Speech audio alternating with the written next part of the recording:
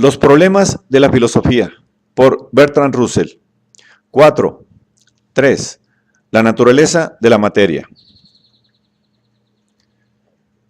En este capítulo hemos convenido, aunque sin poder hallar una razón demostrativa, que es racional creer que nuestros datos de los sentidos, por ejemplo, los que consideramos como asociados a mi mesa, son realmente signos de la existencia de algo independiente de nosotros y de nuestras percepciones.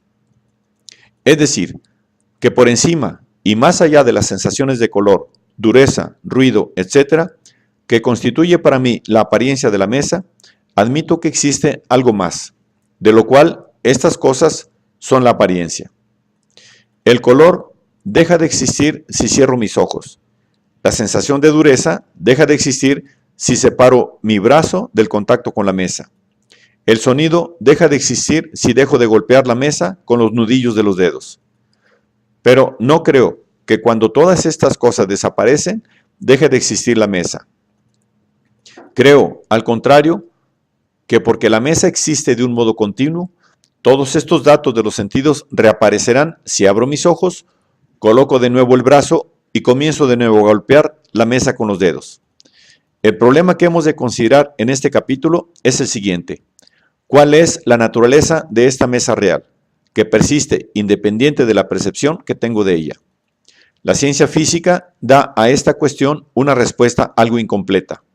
Es verdad, y en parte todavía muy hipotética, pero que merece el respeto de los límites en que se mueve. La física, de modo más o menos inconsciente, ha llegado a la opinión de que todos los fenómenos naturales deben ser reducidos a movimiento. La luz, el calor y el sonido son debidos a movimientos ondulatorios, que se trasladan desde el cuerpo que los emite hasta la persona que ve la luz, siente el calor u oye el sonido. Lo que tiene este movimiento ondulatorio es éter o materia ponderable, pero en ambos casos es lo que el filósofo denominaría materia. Las únicas propiedades que le asigna la ciencia son la posición en el espacio y la capacidad de moverse según las leyes del movimiento. La ciencia no niega que pueda tener otras propiedades, pero aunque sea así, esas propiedades no son útiles para el hombre de ciencia, ni pueden prestarle servicio alguno para la explicación de los fenómenos. Se dice a veces que la luz es una especie de movimiento ondulatorio, lo cual es engañoso, pues la luz que vemos inmediatamente, que conocemos directamente por medio de nuestros sentidos, no es una especie de movimiento ondulatorio, sino algo completamente diferente, algo que conocemos todos si no somos ciegos, aunque no podamos describirlo de tal modo que comuniquemos nuestro conocimiento a un ciego. Al contrario, un movimiento ondulatorio puede ser perfectamente descrito a un ciego, puesto que puede adquirir el conocimiento del espacio por medio del sentido del tacto, y puede tener la experiencia del movimiento ondulatorio casi tan bien como nosotros por medio de un viaje marítimo. Pero lo que el ciego puede comprender no es lo que nosotros entendemos por luz. Entendemos por luz precisamente lo que el ciego no podrá nunca comprender, ni nosotros podremos jamás describirle. Ahora bien, este algo que conocemos todos los que no somos ciegos, no se halla, según la ciencia, en el mundo exterior. Es algo causado por la acción de ciertas ondas sobre los ojos, los nervios y el cerebro de la persona que ve la luz. Cuando se dice que las ondas son la luz, lo que se quiere significar realmente es que las ondas son la causa física de nuestras sensaciones de luz. Pero la luz misma, la cosa cuya experiencia tienen los videntes y no los ciegos, la ciencia no supone que forma parte del mundo independiente de nosotros y de nuestros sentidos. Observaciones análogas son aplicables a las otras clases de sensaciones. No solo los colores y los sonidos, etc., están ausentes del mundo científico de la materia, sino también el espacio que obtenemos mediante la vista o el tacto. Es esencial para la ciencia que su materia ocupe un espacio, pero el espacio en que se halla no puede ser exactamente el espacio que vemos o tocamos. En primer lugar, el espacio que vemos no es el mismo espacio que percibimos mediante el sentido del tacto. Solo por la experiencia aprendemos en la infancia a tocar los objetos que vemos o a recorrer con la vista los objetos que tocamos. Pero el espacio de la ciencia es neutral en relación con el tacto y la vista. No puede ser, pues, ni el espacio del tacto ni el espacio de la vista. Además, diferentes personas ven el mismo objeto en diferentes formas, de acuerdo con su punto de vista. Una moneda redonda, por ejemplo, aunque juzguemos siempre que es redonda, parecerá ovalada, salvo si nos hallamos exactamente frente a ella. Cuando juzgamos que es redonda, juzgamos que tiene una forma real que no es su forma aparente, pero que le pertenece intrínsecamente cualquiera que sea su apariencia. Pero esta forma real, que es la que concierne a la ciencia, debe estar situada en un espacio real, diferente de cualquiera de los espacios aparentes. El espacio real es común, el espacio aparente es peculiar del sujeto percibiente. En los espacios peculiares de diferentes personas, el mismo objeto parece tener diferentes formas. El espacio real en el cual tiene su forma real debe de ser, pues, diferente de los espacios privados. Por consiguiente, el espacio de la ciencia, aunque en conexión con los espacios que vemos y sentimos, no es idéntico a ellos, y las formas de sus conexiones requieren una investigación. Hemos admitido provisionalmente que los objetos físicos no pueden ser completamente semejantes a nuestros datos de los sentidos, pero pueden ser considerados como la causa de nuestras sensaciones. Estos objetos físicos se hallan en el espacio de la ciencia que podemos denominar espacio físico. Es importante observar que si nuestras sensaciones son causadas por los objetos físicos, es preciso que haya un espacio físico que contenga aquellos objetos, los órganos de los sentidos, los nervios y el cerebro. Recibimos una sensación táctil de un objeto cuando nos hallamos en contacto con él, es decir, cuando una parte del cuerpo ocupa un lugar físico perfectamente contiguo al espacio que ocupa el objeto. Vemos, grosso modo, un objeto cuando no se halla ningún cuerpo opaco entre el objeto y nosotros, en el espacio físico.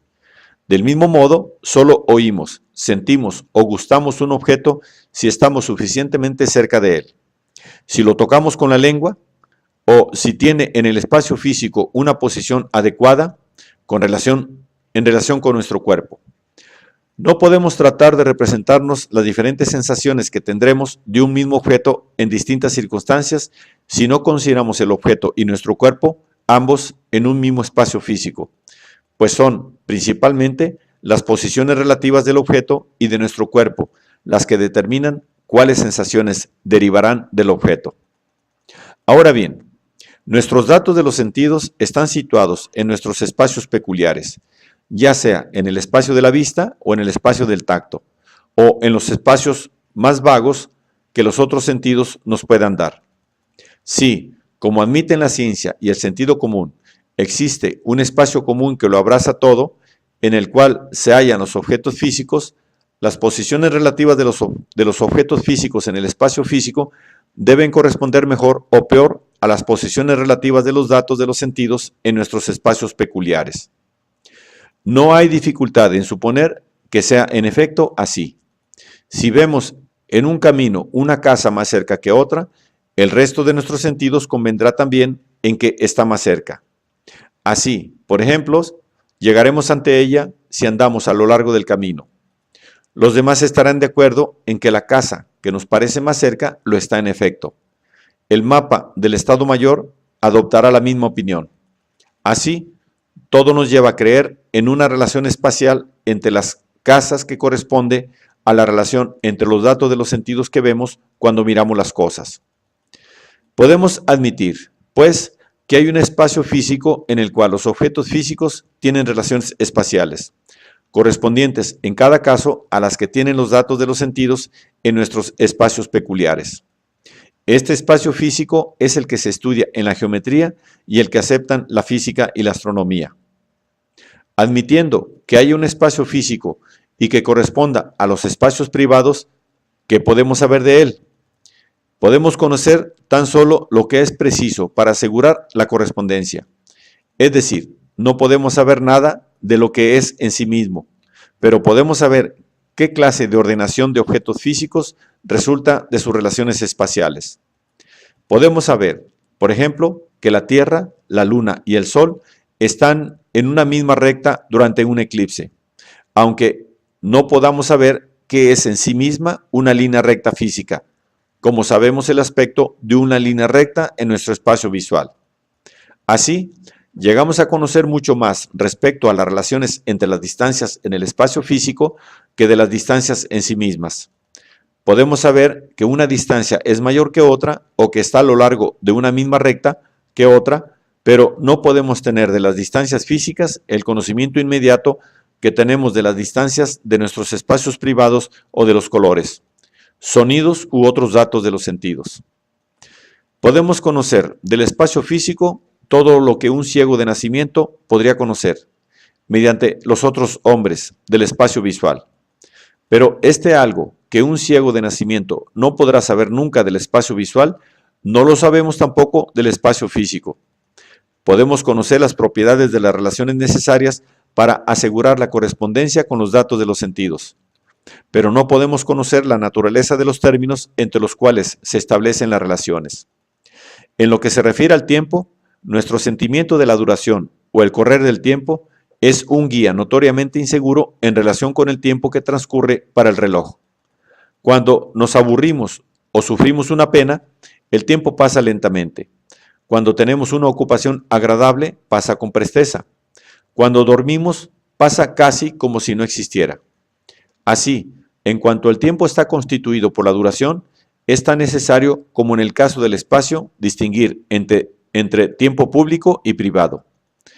Pero en cuanto el tiempo consiste en el orden del antes y el después, no es necesario hacer semejante distinción. El orden en el tiempo que los acontecimientos nos parecen tener, según lo que podemos ver, es el mismo que en realidad tienen.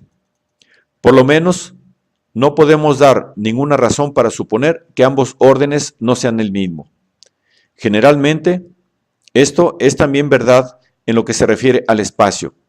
Si un regimiento marcha a lo largo de un camino, la forma del regimiento parecerá distinta desde puntos de vista diversos. Pero los hombres aparecerán dispuestos en el mismo orden desde todos los puntos de vista. Por consiguiente, consideramos que el orden es también verdadero en el espacio físico, mientras que la forma solo se supone que corresponde al espacio físico en tanto que es necesario para la conservación del orden.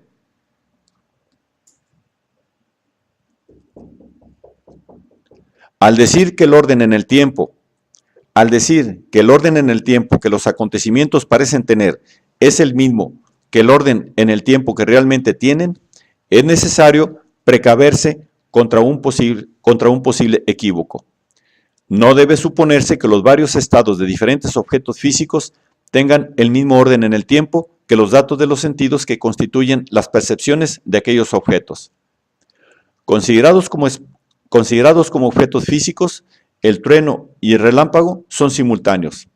Es decir, el relámpago es simultáneo con la perturbación del aire en el lugar en que comienza esta perturbación, o sea, en el lugar donde se produce el relámpago. Pero el dato de los sentidos que denominamos oír el trueno no acaece hasta que la perturbación del aire ha llegado al lugar en que nos hallamos. Del mismo modo, la luz del sol necesita aproximadamente 8 minutos para llegar hasta nosotros. Así, cuando vemos el sol de hace 8 minutos. En tanto que nuestros datos de los sentidos son testimonio del sol físico de hace 8 minutos. Si el sol físico hubiese dejado de existir durante los últimos 8 minutos, ello no produciría ninguna diferencia en los datos de los sentidos que denominamos ver el sol. Esto nos proporciona una nueva demostración de la necesidad de distinguir entre datos de los sentidos y objetos físicos.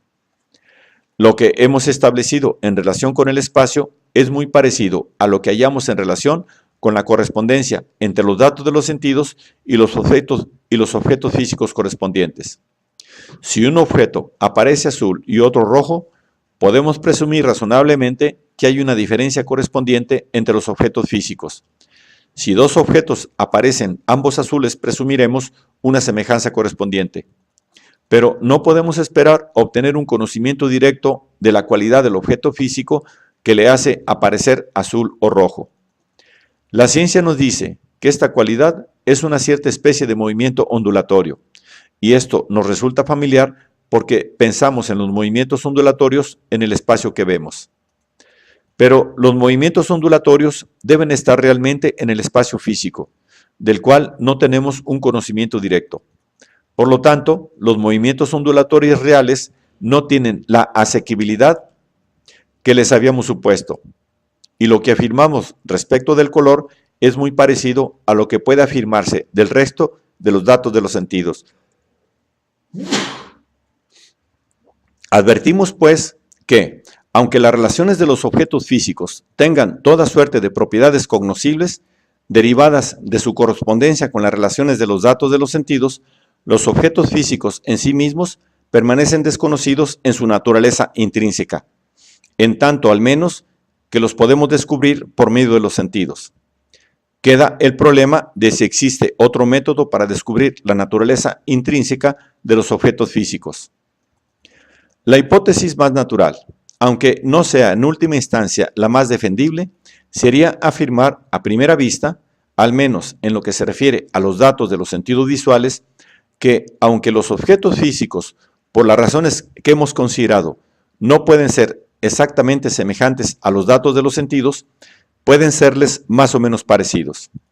Según esta opinión, los objetos físicos tendrían realmente colores, por ejemplo, y podremos acaso, por una feliz casualidad, ver un objeto del color que realmente tiene. Generalmente, el color que un objeto parece tener en un momento dado será muy semejante, aunque no exactamente el mismo, desde diferentes puntos de vista. Podemos suponer, pues, que el color real es una especie de color medio, intermedio entre los varios matices que aparecen desde los diferentes puntos de vista. Esta teoría quizá no sea susceptible de una refutación definitiva, pero se puede mostrar que carece de fundamento. En primer lugar, es evidente que el color que vemos depende únicamente de la naturaleza de las ondas luminosas que hieren el ojo, y es modificado, por lo tanto, por el medio que se halla entre nosotros y el objeto, así como por la manera como la luz es reflejada desde el objeto en la dirección del ojo. El aire interpuesto altera los colores, salvo en el caso de ser perfectamente claro, y una fuerte reflexión los altera completamente. Así, el color que vemos es un resultado del rayo tal como llega al ojo, no simplemente una propiedad del objeto de donde procede el rayo. De ahí que, supuesto que ciertas ondas lleguen al ojo, veremos un color determinado. Lo mismo si el objeto de donde proceden las ondas tiene un color que si no lo tiene. Es, pues, completamente gratuito suponer que los objetos físicos tengan colores, y por consiguiente no es justificado hacer semejante suposición. Argumentos exactamente análogos se aplicarán al resto de los datos de los sentidos. Falta preguntarnos si hay un argumento filosófico general que nos permita decir que, si la materia es real, debe ser de tal o cual naturaleza. Hemos aplicado antes, como muchos filósofos, acaso la mayoría, hemos explicado antes cómo muchos filósofos, acaso la mayoría, han sostenido que lo que es real debe ser en cierto modo mental, o por lo menos que cualquier cosa de la cual podamos conocer algo debe ser en cierto modo mental. Estos filósofos se denominan idealistas. Los idealistas nos dicen que lo que nos aparece como materia es realmente algo mental. Es decir, o como dice Leibniz, un conjunto de espíritus más o menos rudimentarios, o como sostiene Berkeley, un conjunto de ideas en los espíritus, que como decimos comúnmente, perciben la materia. Así, los idealistas niegan la existencia de la materia como algo intrínsecamente diferente del espíritu, aunque no niegan que nuestros datos de los sentidos sean el signo de algo que existe independientemente de nuestras sensaciones privadas. En el capítulo siguiente consideraremos brevemente las razones, a mi juicio falaces, que los idealistas ofrecen en apoyo de su teoría.